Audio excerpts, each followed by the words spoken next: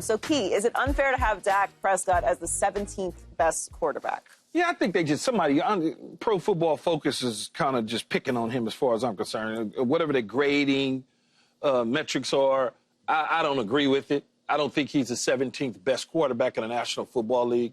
Like, I'm not taking Kyler Murray over no damn Dak Prescott. I'm sorry. And I'm not taking Trevor Lawrence over Dak Prescott. You know, so when I started looking at it, I'm like, come on, man, y'all need to really chill out. You know, I like Jordan Love. He's done some amazing things in terms of coming and taking over for Aaron Rodgers and getting them into the playoffs 2 years in a row, beating Dak Prescott. That's fine. Mm-hmm. But I still ain't taking Jordan Love over Dak Prescott. I'm sorry. I'm just not doing it. He's not the 17th best-ranked quarterback in the National Football League. No, that's not. I agree. I mean, I don't know where to put him, but I got him like in that 10 to 15 range. He's grouped up with this group, though. You know, and you can shuffle them all around between Baker Mayfield. But he at the top of that, though. Yeah, I mean, he at the top of that for me. But I think the reason is he didn't play last year, and usually when you got hurt, out of sight, out of mind, and you see other guys performing, then you tend to push them down in rankings. But they're a group. I always say when I rank the quarterbacks, it's hard to put a number on them. Like the best quarterback right now, I don't know. I mean, I guess you could say Patrick Mahomes, but then you got a case that Jalen Hurts might feel like he's the best right now, coming off the impressive season and winning the Super Bowl and MVP. Depends on what system. You know what I'm saying? But I got that group. You know, you got the big four that we always talk about. Then you got the next group, Stafford, Goff, and all them. And then, that he lies right in that third group. See, as much as I like Goff, I don't know that Goff is better than Dak Prescott. At this stage? I just don't. I just don't. He finished the season. He's been to a Super Bowl. I understand he's been to a Super Bowl. This year he had a pretty They moved on. They year. moved on from him. But he played well the last couple of years. He's played well in Detroit with Ben Johnson, but he also gave you some head scratchers too now. He gave you some head where you sitting there going, all these quarterbacks gonna give you some head scratchers because Justin Herbert gave me a head scratcher. Like as much as I like Geno Smith, I mean like this is not a serious list. It's not serious. This is not a serious list. It's not serious. This is just not serious. What are we talking about? When has Geno Smith won a playoff game? The answer is never. When did Justin Herbert finish second in MVP voting? Never. What are we talking about? Listen, I'm a certified Cowboys hater, but this is getting absurd. Dak Prescott has had really high-level play in this league. He was second in MVP voting 2 years ago. Last year he was hurt. What has Justin Herbert done? Justin Herbert is a very talented young quarterback who has accomplished nothing in this league. From an individual standpoint, he looks great. He has great highlights. He puts up numbers. He has not won anything. Dak Prescott has got to get a little bit more respect. Yeah. Geno Smith? And I like Geno. I like Geno, too. And I think he's going to be good for Pete Carroll. I like everybody, okay? Everyone is wonderful. However, what are we talking about? But Jordan Love, Baker Mayfield, C.J. Stroud, Kyler Murray, Trevor Lawrence. What has Trevor Lawrence done?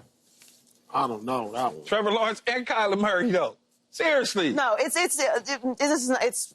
absurd. He is at worst 10th, and I would honestly put him at 9th because I'm not putting Justin Herbert in there either.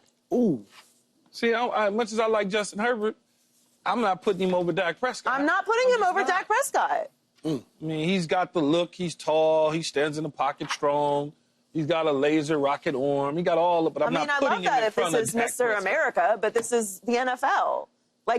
You do have to win things. He's not a rookie. He's been in the league for years now. And I'm not Dak was hurt last year. When Dak is healthy and Dak is playing at a high level, he is capable of winning an MVP in this league. He's the 17th best quarterback. I think when you look at... Is he old or something? He's in the middle of his prime. Now, listen, I don't think that Dallas... We're going to talk more about Dallas in a second, and I'm going to sound very silly because I don't think Dallas is going to be very good this year. But that's not based solely on what Dak Prescott is capable of doing. See all them in the same group. I think all of these quarterbacks right here from 10 all the way to where they got Dak at 17, they need the proper weapons around them to be. Man, he better than all these dudes. I'm just keeping it a buck. Yeah. Anybody from But 8 on down. What are we going off of? I'm going off my eyeballs. Just like his talent? I'm going off my eyeballs. What I see. Better? Talent, accomplishments. Accomplishments, talent. Okay. I mean, consistency, availability. Dak Prescott can throw the damn football, man. Yeah, all of these are quarterbacks. They all can throw. No. But I'm talking about, of course they all can throw. Knucklehead. I'm talking about he can pierce that thing That was like in between when your tight mom is windows. like, smart mouth. Who? Which what? Paul's comment. He's a Smarty pants. I would call him something I might get into trouble. But yeah, This is disrespectful to Dak Prescott. It really is. It actually is. He should be behind Matthew Stafford, and the only reason why he should be behind Matthew Stafford is because Matthew Stafford won a Super Bowl. Yeah. That's the only reason why.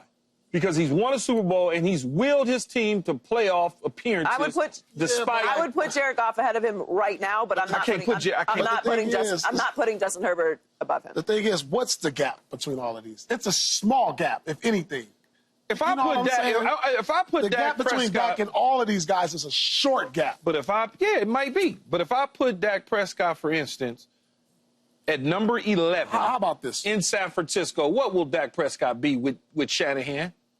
He'd be pretty doggone good. No. Yeah, we would know. I mean, he's been pretty good for the Cowboys, though. And he would be pretty damn good in San Francisco. We all see when the playoffs come. But that ain't all him, no. That's their team, too. So it's all him when they win. I mean, some of it is him. Some of it is, but not all of it. If we're going off that, like, why is Geno Smith above him? Why is Kyler Murray above him? Why is Trevor Lawrence above him? Pro Bowl. He's coming off a Pro Bowl. I could sneeze and go to the Pro Bowl. No, but Patrick Mahomes didn't make Pro Bowl last year. But Patrick Mahomes didn't deserve to go to the Pro Bowl because the other two quarterbacks in the conference played better. I'm just trying to give a reason. Like, I mean, it's not convincing. He does not belong at 17. No, he don't belong at 17. I agree with that. He don't belong in any teams. But I do agree that he's in the third tier of quarterbacks. I don't know about that one, Paul. I think he's top 10. Well, if we go 5 as the first tier. I would say 6 because Jalen Hurts to me is in that. And, so you put him behind Jaden Daniels? Right now, I'm going to take into consideration what happened last year, but I'm not going to just erase the fact that the year before that, when he was healthy, he almost won MVP. Yeah, I think you can do that, but I think all of them guys, I think the next class is interchangeable. I don't think Geno Smith, Brock Purdy, Kyler Murray, Jordan Love played Trevor 2 Lawrence, damn seasons as a starter, man. Justin Herbert are close to being in the MVP conversation next year. True that. Yeah, I can honor that. So we got to move them up. Now let's all say bad things about the Cowboys. The Cowboys are projected to win. Their projected win total for the season is 7.5. So sportsbooks don't have high expectations for Dallas. Paul, is it insulting for the Cowboys to have a 7.5 expected win total? Ooh, we did the count the other day. We brought out the schedule. This is a tough one for me. It's definitely not insulting because when I look at their schedule, I mean, I'm just looking at the first few weeks. If they could get off to a good start, like week 1, they're going to start off with an L.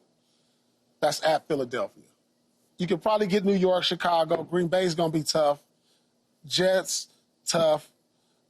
And when I look at the schedule, man, the last 6 weeks of the season, the last 7 weeks, man, it's going to be tough to win a game until they get to their last game of the season. So I think that number's just about right, 7.5. I'll give them 8, just giving them the benefit of the doubt. Maybe I'll go put a bet in right now since that's 7.5 because I know the lines can change once the season starts. But I don't have the Dallas Cowboys making the playoffs, and that would suggest that this is a pretty accurate number around 7.5. I have them about 9, so I'm going the over, but I also don't have them in the playoffs. I also don't think that this is insulting. I think it's realistic, even though I'm taking the over. When you look at their schedule and you look at the division being better than it was even last year, because I think the Giants are in a better position from bringing in Russell Wilson to be the starter. I don't know that their run defense is any better yet. We still have yet to see if they've actually been able to improve that. And maybe he'll prove me wrong, but I think Schottenheimer is a step down from McCarthy. So I think 7.5 wins is reasonable. It's crazy because you say 7.5, Paul, what did you say, 8? I give him 8. So we're both taking the over. I got him at 8, right? So I got him losing to Philly, beating the Giants, losing to the Bears, winning against Green Bay, losing to the Jets. I got to do that. It's in New York. Beating up on Carolina, losing to Washington, losing to Denver, beating Arizona, losing to the Raiders at the Raiders, losing to Philly, losing to Kansas City, losing to Detroit, beating Minnesota, beating the Chargers, losing to both Washington and the Giants. So that's 8 wins for them. Mm-hmm. That's what I got them at, 8. Yeah, I mean, I have them at 9. You both have them at 8. And Vegas has them at 7.5. I think it's reasonable. But why do you think that they're going to take such a significant step back this year? Because they have added some a little bit of coaching changes, and they obviously added George Pickens. I don't know who the running back is going to be. I don't know how the line is going to shape up. You know, defense, are they going to be able to stop the run? Are they going to be able to run the football? Is the secondary going to be intact? Somewhere in the secondary, is Trayvon Diggs Trayvon Diggs, is he going to be healthy and coming back? Almost said Stephon, his brother, but Trayvon, is he going to be healthy and coming back? You know, are they going to move on from him because of his injury and trade him at some point in the year? Like, all of those sort of things are question marks. There's a lot of questions. Well, how healthy is Dak going to be? I think Dak will be fine. He hurt every year, so he'll be fine. He'll be fine. Let's talk about Caleb Williams entering year 2. In excerpts released from an upcoming book, Caleb and his family reportedly wanted to avoid the Bears before they drafted him, considering a move to the UFL instead. Caleb addressed the report unprompted at the beginning of his media availability yesterday. So, Key, are you buying Caleb's explanation? He's committed to him right now. Of course he is. Why wouldn't he be? He's their starting quarterback that they drafted #1 overall. Part of the problem is you got Pops speaking up about you not wanting to be in Chicago a year ago prior to the draft, and they trying to figure out how to, you know, move around, get you out of there, get you to another team, to the point where it became something. Now, all of a sudden, that article that came out here a couple weeks ago is not going to do him any good unless he wins. Because if he doesn't win and turn things around, that pressure on top of what Pop's pressure put on him by saying some of the things that he said about Chicago's organization and all of those sort of things is not helpful. I understand that his father was his dad was looking out for his best interest, but the problem is he's in Chicago now. Mm-hmm. He ain't in New York or in Minnesota. He's in Chicago playing, so everything is extremely important. If he does something wrong, the boo birds is going to come out because the Chicago fan base is going to be, you know, they watching. Mm-hmm. They're not going to be they're going to be happy if your dad is saying these things and now you got to spin it and say you committed to it and you happy to be there and all that. Well, 19 months ago, you don't want to be there. So it's like, you know, so I say he's committed to him right now because he's there and he's a starting quarterback. With the moment that thing go sideways, it ain't going to go so good. No, I mean, he's saying all the right things. He's supposed to, though. Yeah, of course. But did the words actually come out of his mouth saying, I didn't want to be there? Like, I didn't hear that from him. I just didn't. I didn't. Paul. You know, when somebody else speaks it. Paul. You know what I'm saying? That Paul. look up. That look up. Yeah, for real, though. Look, though, Joy. Seriously. No, he did not. He did not. Factually. You know what? Paul's being very literal today. Yeah. We can't be joking with him. He literally, all the quarterbacks throw the football, and literally, Caleb did not say this. No. So did not come from him. It did not come from Caleb. Out his mouth. Came from his camp. So let me ask you this, Paul. Yeah. So you with me all the time. You with Cuzzo all the time.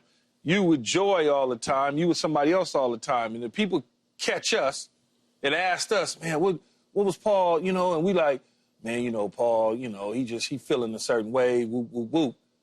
It ain't coming from you. To them, it's coming from us. Right.